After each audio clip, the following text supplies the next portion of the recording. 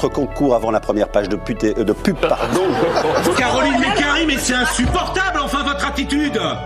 Mais enfin, ça va pas. Laissez-nous travailler, c'est pas le moment. C'est pas le moment, s'il vous plaît, c'est un moment plutôt important. Nous avons un problème. Nous avons un problème. Peut-on m'expliquer en régie ?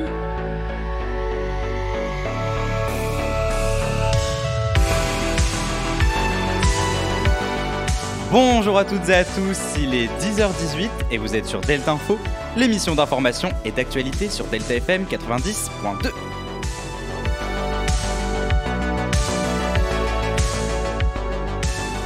Cela fait un mois que je n'ai pas pu vous parler des actualités, alors ne tardons pas, car l'émission promet d'être très dense aujourd'hui.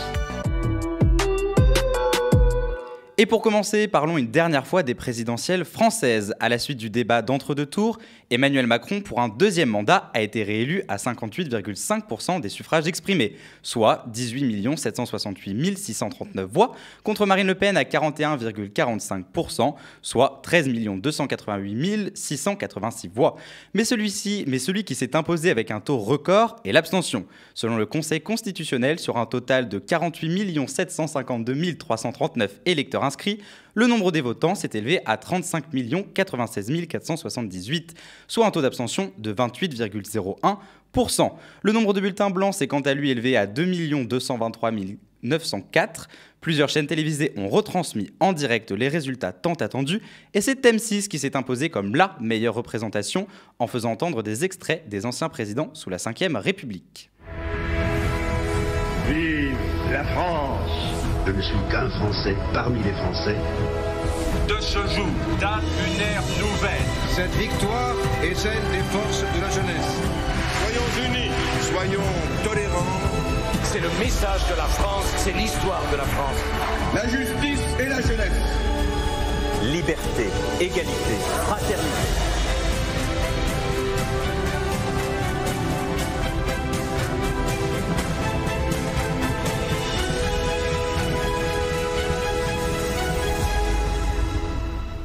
À la suite des résultats du vote, les deux candidats ont tenu à s'exprimer.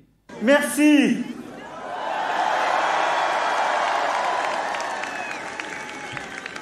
Merci, chers amis. Chers compatriotes, ici à Paris et partout à travers le territoire, en Hexagone, dans nos outre-mer, comme à l'étranger. Oui, avant toute chose, merci. Le résultat de ce soir représente en lui-même une éclatante victoire.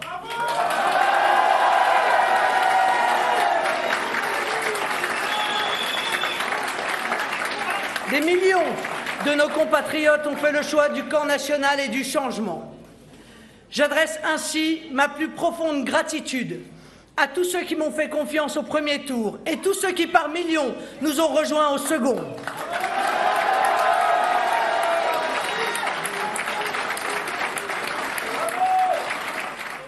Mais si les présidentielles sont quant à elles terminées, il reste toujours les législatives qui éliront les députés qui siégeront à l'Assemblée nationale. Et si tous les Français de plus de 18 ans peuvent, dans la logique des choses, se présenter pour les législatives, une coalition fait parler d'elle depuis plusieurs semaines, celle de la gauche. En effet, la France Insoumise, Europe Écologie Les Verts, le Parti communiste français et le Parti socialiste, à la suite de leur défaite aux présidentielles, ont décidé de créer une coalition. Leur but, remporter les législatives et, selon Jean-Luc Mélenchon, représentant du parti de la France Insoumise, devenir Premier ministre. Je suis venu ce soir vous dire une chose. Je demande aux Français de m'élire Premier ministre. Je leur demande, pour m'élire Premier ministre, d'élire une majorité de députés insoumis. Insoumis et Union populaire.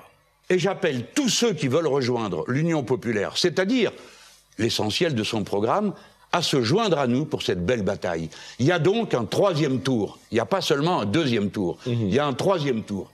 Un résultat que nous attendons en milieu juin. Et en parlant de premier, et même ici de première ministre, c'est ce lundi 16 mai qu'Elisabeth Borne a été nommée première ministre par Emmanuel Macron. Alors vous pouvez compter sur moi pour poursuivre dans cette voie face aux nombreux défis que tu as rappelés qui sont devant nous.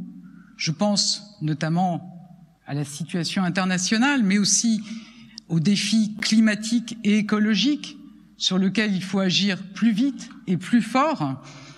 Et je suis convaincue que nous pourrons le faire en associant encore davantage les forces vives de nos territoires, parce que c'est bien au plus près des Français qu'on trouvera les bonnes réponses. Une femme à cette fonction de l'État, c'est la première fois depuis Édith Cresson, il y a 31 ans. C'est à 61 ans, anciennement ministre des Transports de 2017 à 2019, ministre de la Transition écologique de 2019 à 2020, ministre du Travail de 2020 à 2022 et ancienne directrice du cabinet de Ségolène Royal, je vous le rappelle qui fait partie du Parti Socialiste, au ministère de l'Écologie, qu'Elisabeth Borne rentre dans l'histoire. Une femme à ce poste, c'est ce qu'espéraient beaucoup de Français. Alors, comme vous l'imaginez, je suis évidemment très émue ce soir et je ne peux pas m'empêcher d'avoir une pensée pour la première femme qui a occupé ces fonctions, Édith Cresson. Et peut-être je voudrais dédier cette nomination à toutes les petites filles en leur disant « Allez au bout de vos rêves ». Rien ne doit freiner le combat pour la place des femmes dans notre société. Une nouvelle qui réjouit donc, mais il reste tout de même à voir si son bilan en tant que Première ministre se révélera être bon. Maintenant, quittons la France pour aller vers les États-Unis qui sont, depuis plusieurs semaines, sous une forte polémique. De fait, la Cour suprême a confirmé l'authenticité d'un document interne augurant la fin du droit de vote constitutionnel à avorter. Depuis septembre, nous informe France 24, la plus haute juridiction des États-Unis a envoyé plusieurs signaux favorables aux opposants à l'avortement. Elle a d'abord refusé d'empêcher l'entrée en vigueur d'une loi au Texas qui limite le droit à avorter aux 6 premières semaines de grossesse contre 2 trimestres dans le cadre légal actuel. Mais comment cela a pu avoir lieu ? Eh bien, la Cour suprême a été chargée sous le mandat de Donald Trump. L'ancien président des États-Unis y a fait entrer 3 magistrats solidifiant la majorité conservatrice, aujourd'hui fixée à 6 juges sur 9. De fortes manifestations dans le monde entier se sont déroulées à la suite de cette affaire. Interview faite par France 4 à New York. C'est comme si on se prenait une claque. C'est un manque de respect et de la haine contre les femmes. Après avoir bénéficié de ce droit fondamental pendant 50 ans, nous sommes maintenant à un point de rupture. Ce droit fondamental est nécessaire pour la moitié de la population. Je connais des gens qui sont morts, des femmes qui ont eu des infections à cause d'un avortement. On ne peut plus subir ça. Nous vivons dans une société avec des idéaux modernes et le droit à l'avortement est l'un de ces idéaux que nous devrions tous défendre. C'est complètement absurde qu'on en soit toujours là en 2022. Je pense qu'il y a au-dessus de nous des membres d'un parti semi-fasciste de droite qui nous retirent nos droits. Ils veulent des hommes politiques sexistes qui décident ce que les femmes peuvent faire de leur corps. Et nous décrypterons bien sûr les avancées de cette affaire dans les prochaines émissions de Delta Info. Et en parlant d'affaires, un procès fait le tour de la planète depuis plusieurs jours, celui de l'acteur Johnny Depp et de l'actrice Amber Heard.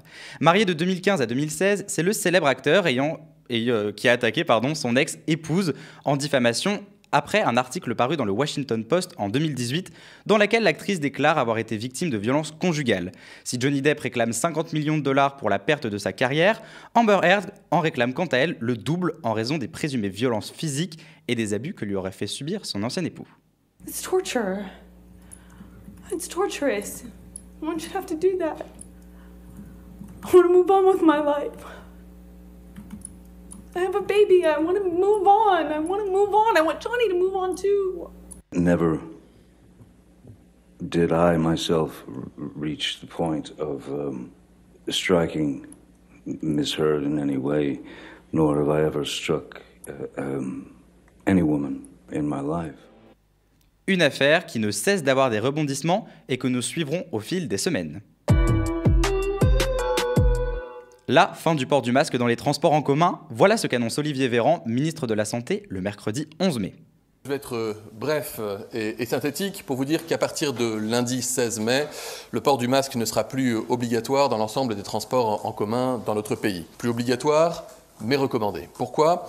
D'abord, cela s'inscrit dans la stratégie globale de réduction progressive des mesures de freinage en cours dans notre pays, parce que, comme l'a dit Gabriel Attal, la situation épidémique s'améliore. Nous ne sommes pas encore sortis de cette 5e vague, la pandémie n'est pas terminée, mais le nombre de nouveaux diagnostics au quotidien diminue, la situation hospitalière s'améliore, et donc nous considérons qu'il n'est plus adapté de maintenir cette obligation de port du masque dans les transports en commun. Donc à partir de lundi 16 mai, ça fera un peu de respiration, d'autant que les températures sont en train d'augmenter dans notre pays. Une décision qui, vous vous en doutez, ravit les populations. Interview récoltée par Le Parisien. Bonne nouvelle. Je suis assez contente parce que ça fait 2 ans que ça dure et je ne vous cache pas que ça commence à devenir un peu long. Surtout dans des trains bondés avec de la chaleur, ça fait du bien de savoir qu'on peut l'enlever. Quand on est, comme moi, sur les trajets longs, c'est très contraignant. On reste conscient que le Covid est toujours là, malgré tout, et qu'il faut rester prudent, avoir le respect des gestes barrières. Voilà, on ne s'autorise pas tout non plus. Je suis plutôt inquiète puisque, d'après moi, les transports sont vraiment surpeuplés. Il y a beaucoup trop de monde et puis le fait de ne plus porter de masque, je pense que ça va mener à une explosion de cas du Covid. Donc ça m'inquiète un peu. Néanmoins, des mesures liées à la Covid-19 sont toujours en place. Le port du masque reste obligatoire dans les établissements de santé, hôpitaux, pharmacies ou encore laboratoires de biologie médicale. Un pass sanitaire est demandé pour accéder aux établissements de santé au sens large, hôpitaux, EHPAD, etc. Et les règles d'isolement ne changent pas. 7 jours d'isolement pour une personne possédant un schéma vaccinal complet et 10 jours pour une personne non vaccinée. Enfin, la vaccination reste obligatoire pour les soignants et toute personne travaillant en contact avec des personnes fragiles. Un confinement dans un pays déjà confiné du monde. Voilà le constat que nous pouvons faire aujourd'hui. Jeudi dernier, le premier cas de Covid-19 a été enregistré en Corée du Nord et le dirigeant Kim Jong-un a pris personnellement en main la lutte contre l'épidémie en promettant, je cite, de réveiller l'ensemble du parti comme un volcan actif pour lutter contre la propagation du virus. L'OMS, l'Organisation mondiale de la santé, s'inquiète. Selon une étude de l'université américaine Johns Hopkins l'an dernier, le système de santé nord-coréen a été classé 193e sur 195 pays. Mais les inquiétudes ne sont pas que sanitaires, mais surtout sociales. Le monde s'inquiète des décisions prises et qui ne pourront pas être prises et qui seront prises surtout par le dictateur coréen. Mardi soir, la Corée du Nord a enregistré 232 880 nouveaux cas de fièvre, élevant le bilan total à 1,72 million de cas et 62 décès selon les chiffres du pays. Et pour cette fin d'émission, quittons la planète Terre pour aller vers Mars, où, le 7 mai, l'astromobile nommé Curiosity a pris une photographie qui a intrigué la population. Sur cette image, nous pouvons y voir un trou dans la roche ressemblant à une porte, alors que sur les réseaux sociaux, plusieurs spéculations se sont faites sur une possible construction extraterrestre. Les scientifiques se sont accordés sur la simple fracture dans la roche, de quoi décevoir les fanatiques de science-fiction. Et voilà, c'est la fin de cette émission de Delta Info. J'espère qu'elle vous aura plu et je vous retrouve dès la semaine prochaine pour une prochaine émission où l'on pourra décrire les actualités de la semaine. Notre concours avant la première page de pub, pardon. Caroline Mécari, mais c'est insupportable, enfin, votre attitude. Mais enfin, ça va pas. Laissez-nous travailler, c'est pas le moment, s'il vous plaît, c'est un moment plutôt important. Nous avons un problème. Peut-on m'expliquer en régie